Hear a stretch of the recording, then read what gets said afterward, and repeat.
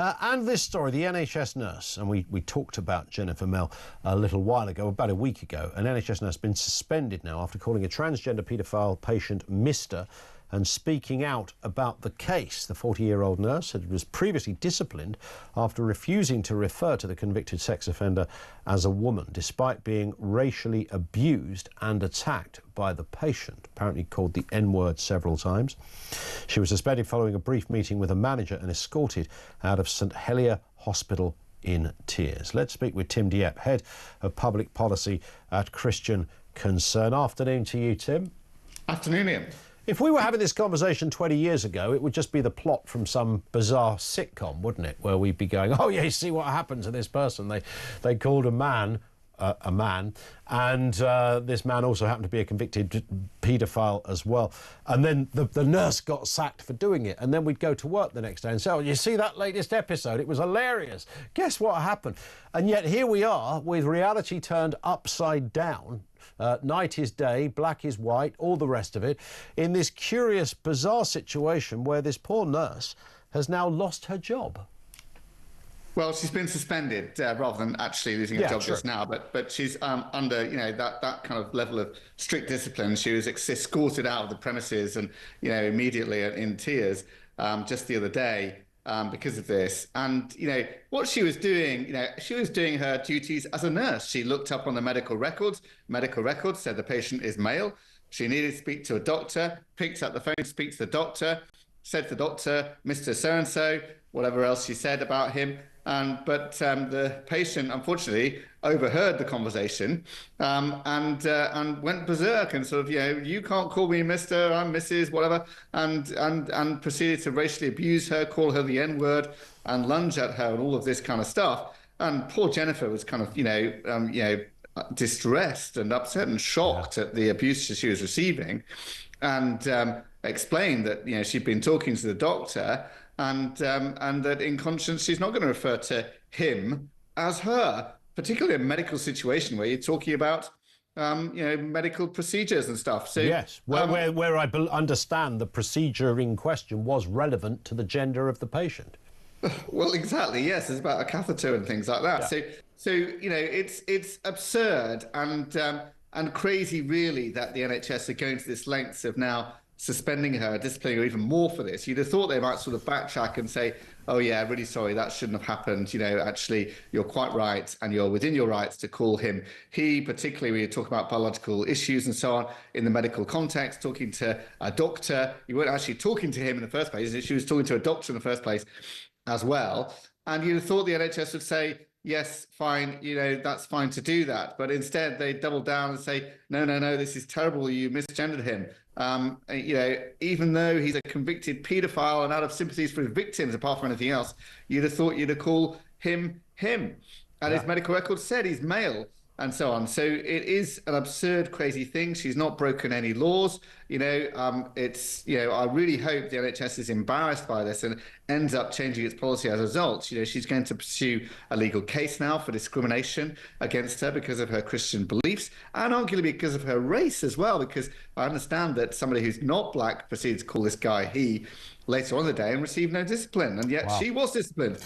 I mean, the idea that her, and we often do phone-ins, Tim, on the challenges facing emergency and medical staff getting attacked in hospitals and in medical settings. It's not unusual for that to be on the news agenda. You might think that the hospital concern would be, their first point of concern would be for her welfare. Is she okay? She's been racially abused. There's an allegation she was physically abused as well. That would be number one. But apparently gender ideology overtook that, and they were more up in arms, it seems, about the Mr. than they were about the fact this woman was referred to with the N-word on several occasions.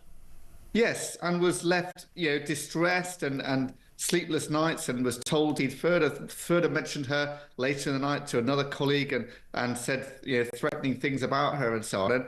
And nobody at NHS reached out to help her or give her support or give her any sympathy. The opposite was the case. She needed to be disciplined for not treating him with due respect, whatever it might be. Well, Well, it is absurd. How can the NHS side with a convicted paedophile who racially abuses someone who insists that you lie about who he is, rather than with a senior nurse with good experience and good Yeah. standing, never been disciplined before, never gone to jail before, and speaking the medically correct terminology about who he is. This is the absurd situation we've got to here, and it is crazy, and it really needs to change. Yeah. And I hope this catalyzes some change as we get to the legal case, Well, where I hope we win. You'd hope so. And the last thing that the NHS can afford is to lose good nurses at the moment either, which is another issue. Well, exactly. Around this. On the wider point, Tim, that we, again, this subject of gender and the gender spectrum, I've done this job for over 20 years. This never came up as a subject until about half an hour ago, it seems, and now the world has gone absolutely mad. Where it came from, I'll let somebody make the documentary on that at some point, I'm sure, but it just seems to have got completely out of control. But just educate me slightly here, or advise me if you can, and our listeners and viewers. I don't want to be nasty to anybody. I don't want to upset anybody. If somebody comes along and says, look, I genuinely feel like I'm a woman in a man's body and I want to live my life in this kind of way.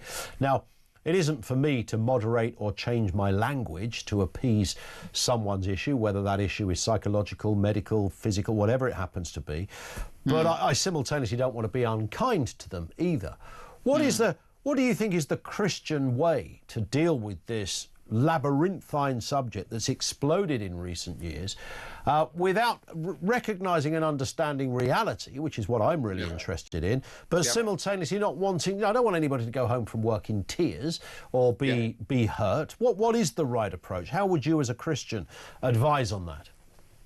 Well, I've spoken to ex-transgender people who say, actually, the people who went along with my lie, with my sort of con, with my delusion, actually, about who I was, are the people who didn't help me. The people who ended up helping me in the end were those who lovingly, caringly, compassionately, with empathy, said, no, actually, you're not a man, you are a woman, or whichever way around it might be. And lovingly said, no, we're not going to support you in this. We love you, we appreciate you, we're going to stay friends with you, we're going to stand with you in this, but this is not actually who you are. And I think that's the kindest, compassionate thing to do, is say, no, I'm not going to go along with your delusion about who you are. I'm going to lovingly, kindly support you, but say, no, this much I'm not going to agree with, and you're not going to compel me to go along with that delusion. As you would, for example, with someone with anorexia, who says, oh, I'm so fat, and I really need to stop eating. No, I'm not going to go along with that delusion. It's not going to help you. I don't want you to believe lies about yourself. And someone who's saying, no, I'm born in the wrong body. No, I'm not going to actually affirm that delusion about you. That's not good for you. It's not going to help you. It's not going to help you long term. You need to resolve the truth about yourself, which is, you are identified with the body that you're in.